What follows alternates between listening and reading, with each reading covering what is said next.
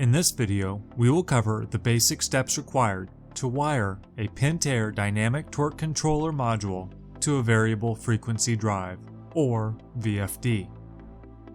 Warning: always disconnect the power source before working with electrical circuits.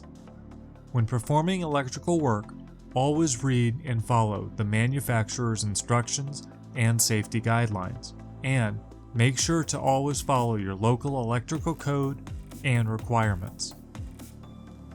For this demo, we will be wiring a 3-inch submersible pump. The pump has a 20 horsepower, 3-phase, 460 volt motor with a frequency of 60 Hz.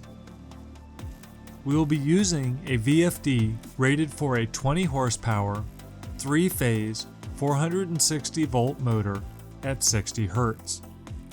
The VFD will have a 24 volt control wire. The incoming power for this demonstration is 3-phase, 460 volts at 60 Hz. To complete this task, you will require the following tools and accessories: various wire sizes and colors to meet local codes, a pair of wire cutters, and a small electrical Phillips and flathead screwdriver. You will also need to consult your VFD owner's manual. First, with the controller, 3 fuses, and metal oxide varsitor, or MOV, set up in proximity to the VFD, we are now ready to start wiring the unit. Start by removing the voltage supply terminal. We will first connect the main power from the breaker to the controller. From the breaker, you will connect the black wire to the L positive port.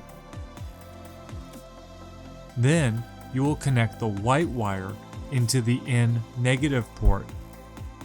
And then, you will connect the green wire into the E or earth port, which is commonly referred to as ground in the United States. Next, we can connect the 3 current sensors into the ports labeled L1, L2, and L3. Lay out the 3 circle current sensors on the table with the arrows facing up. Note that each sensor has a black and yellow wire.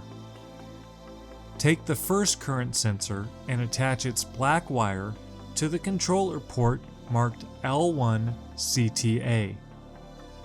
Then connect the yellow wire to the port marked L1 CTB.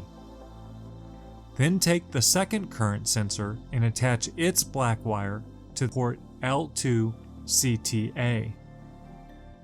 Then connect the yellow wire to the port marked L2 CTB. Repeat the same step for the third sensor wire. With these ports now filled, you can place the terminal back into the controller.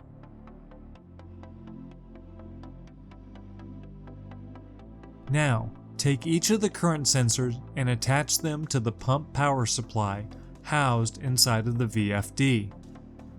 Because this is a 3-phase motor, the sensors can be attached to the motor cables in any order, provided the arrows are facing up. For this demonstration, we will take the L1 sensor and slide it over the black wire with the arrow facing up. Then, we will take the L2 sensor and slide it over the white wire with the arrow facing up, and then the L3 sensor over the red wire with the arrow facing up.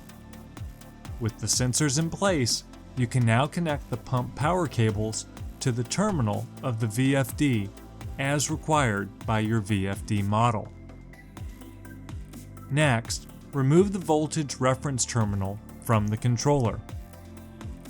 Then, take a brown wire and secure it into the L1 VREF port. Route the wire to the top of the first fuse terminal. Snap the fuse terminal open to reveal the port connection. Loosen the port and insert the end of the brown wire into the top of the fuse and secure. With the L1 connection completed, now we can move on to the L2 connection. follow the same steps, wiring an orange wire into the L2 VREF port on the controller, and then routing the orange wire to the top of the second fuse terminal. Repeat the same process in the L3 VREF port using a yellow wire and securing to the top of the third fuse. With the voltage reference terminal completed, reconnect the terminal to the controller. Now we can wire the fuses to the terminal of the VFD. Start at the first fuse. Use a brown wire and connect it to the bottom of the fuse port. With the brown wire secure, route the wire to the VFD. Secure this wire along with the black motor wire to the L1 terminal. Then connect an orange wire to the second fuse. Route the orange wire to the VFD and secure into the L2 port along with the white motor cable. Finish by securing a yellow wire into the L3 fuse. Route this wire to the VFD and secure it to the L3 port along with the red motor cable.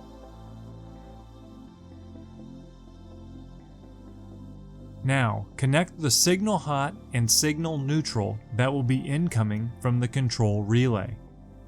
First, connect and secure the black run hot wire that comes from the relay into port 3 of the MOV. Then, connect the incoming white neutral wire into port 4 of the MOV. With the incoming signal hot and signal neutral secure, we are ready to run from the MOV to the controller. Start by inserting a black wire into port 1 on the MOV. Then route this wire to the controller digital input terminal and secure into the D1 run port. Next, let's connect the run signal neutral wire. Do this by securing a white wire into the MOV port 2. Once secure, route the wire to the D1 COM port on the controller. Next, we are ready to wire the digital inputs. Because the VFD is running 24 volts, we will use blue wires. First, insert a blue wire into the D01 forward port on the controller. Once secure, route the wire to the digital input port of the VFD and secure this wire. Remember to follow your VFD manual, as each manufacturer's digital input ports will be different. Follow the same steps for the reverse connector. Secure a blue wire to the D02 reverse port on the controller, and then route and secure that blue wire to the digital input on the VFD. Lastly, we will need to connect the COM. Using a blue wire, insert and secure the wire into the 1+2 COM port. Once inserted, route this wire to the common output port as indicated by the VFD manual. Remember that after wired, each digital input needs to be configured using the drive software and VFD processes. Failure to configure digital inputs may result in the product not working correctly.